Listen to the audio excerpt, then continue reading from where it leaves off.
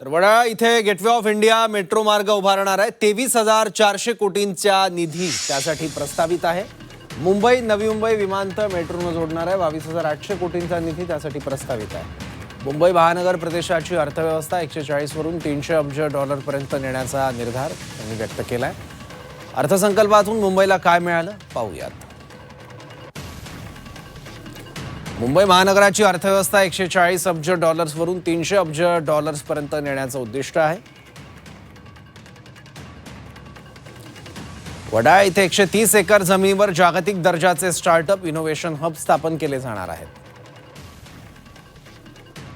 ठाणे ते तलासरी या Mumbai Ahmedabad bullet train मार्गावरील 3 स्थानकांचं काम फेब्रुवारी 2000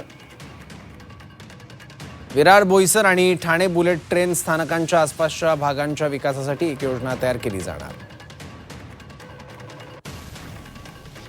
अटल सेतू क्षेत्रात तिसरी मुंबईची निर्मिती केली जाणार।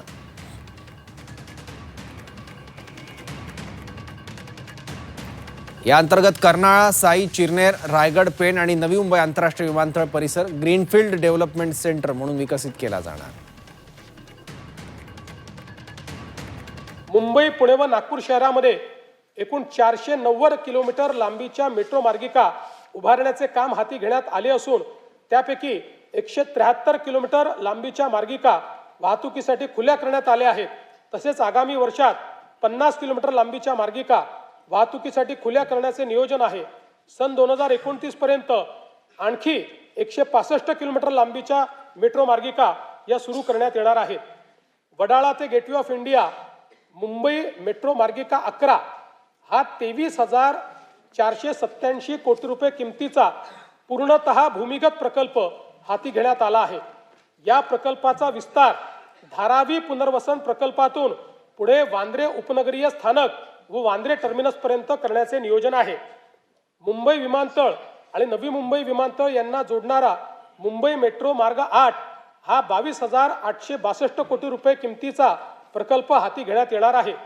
तळोजा ते खांदेश्वर नवी मुंबई मेट्रो मार्ग 2 या 5,575 कोटी रुपये किमतीच्या प्रकल्पामुळे नवी मुंबई विमानतळापर्यंत वाहतूक व्यवस्थेत लक्षणीय सुधारणा होईल। MMR रिजनमध्ये असलेली महत्त्वाची गोष्ट म्हणजे air connectivity, water connectivity, rail connectivity आणि रोड कनेक्टिव्हिटी ह्या अतिशय सोयीस्कर असल्यामुळे असे प्रकल्प या ठिकाणी होतात।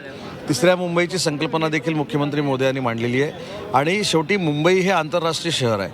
मुंबई असेल, नवी मुंबई असेल की MMR रिजन असेल, नीती आयोगानं जो अहवाल 6 महिन्यापूर्वी आपल्याला दिला तर 1.5 ट्रिलियन इकॉनॉमी ही या MMR रिजनमध्येच क्रिएट होऊ शकते अशा पद्धतीचा तो अहवाल आहे।